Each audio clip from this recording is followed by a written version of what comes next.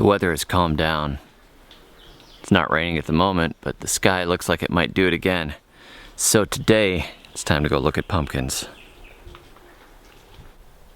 These guys here are Seminole pumpkins. They started out a bit weak, but after some regular feeding, you can see this guy's starting to run down here. And we should have some male blooms soon, which will be followed by the female blooms, which are hopefully followed by pumpkins. These guys are looking really good. They recovered nicely from the dry weather and the time that they were neglected while I had cast on my hand. And you can see they're running all the way over here. And these have blooms on them. These are male blooms. If they were female blooms, they would have a ovary right here, which would develop into a pumpkin later. These provide the pollen that the females need to set fruit, but we've only got male blooms at this point. They usually come first, followed by female blooms later. Soon we will have pumpkins. Let's go look at the other ones. Pretty good. It's running all the way over here. These were looking so sad, and they had had holes drilled in them by vine borers. They looked like they were sickly.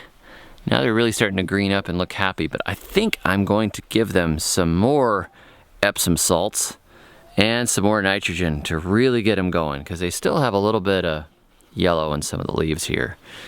Let's see if we can get them even more green and crazy so we get lots of pumpkins. Got to get them vigorous when they're still young. Now, let's talk about Epsom salt. Epsom salt is magnesium sulfate. It has magnesium and sulfur in it. These are two nutrients that you don't normally have in regular bags of fertilizer. That's not in your bag of 10-10-10. Those are macronutrients. But I would argue that magnesium is pretty close to being a macronutrient if it hasn't been classified as such already. Magnesium is very important, and so is sulfur. I have a friend who's a farmer in Iowa, and he told me that one of the things he found very surprising was the difference between fields that had had sulfur added to the soil and ones which did not. You don't really think of sulfur as a nutrient that plants need, but it's quite important. And Epsom salts provides both magnesium and sulfur. Just dissolve some of it into a cup, water it on the, pour it right on the plants, or sprinkle it on the ground around your plants, and it will make a difference. Actually, in the nursery business, there is a trick. About a week before you do a plant show, go around and give all of your plants a tablespoon of magnesium salt in the pot, and then water them all in.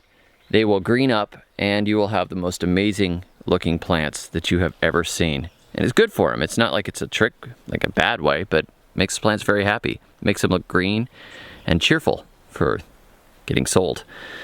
Now, I'm looking here at the watermelons. The little watermelons that formed were destroyed. Like, eaten. Something bit right through the little watermelon as it was growing and ate out the center of it. I really don't think we're going to get any watermelons. I've been feeding them. They're starting to look pretty good. We got some good sized leaves here, and we've got blooms up here, but I don't know. Pumpkins always do better for me than watermelons.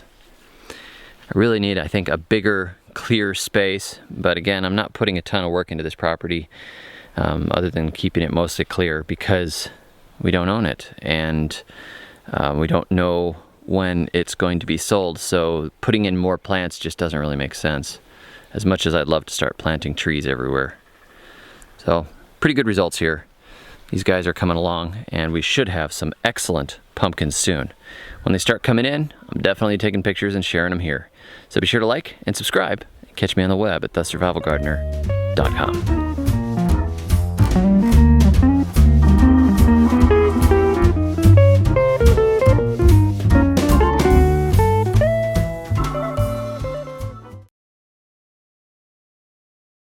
I'm just gonna make some shoots, never gonna grow a fruit. I'm just gonna run around and hurt you.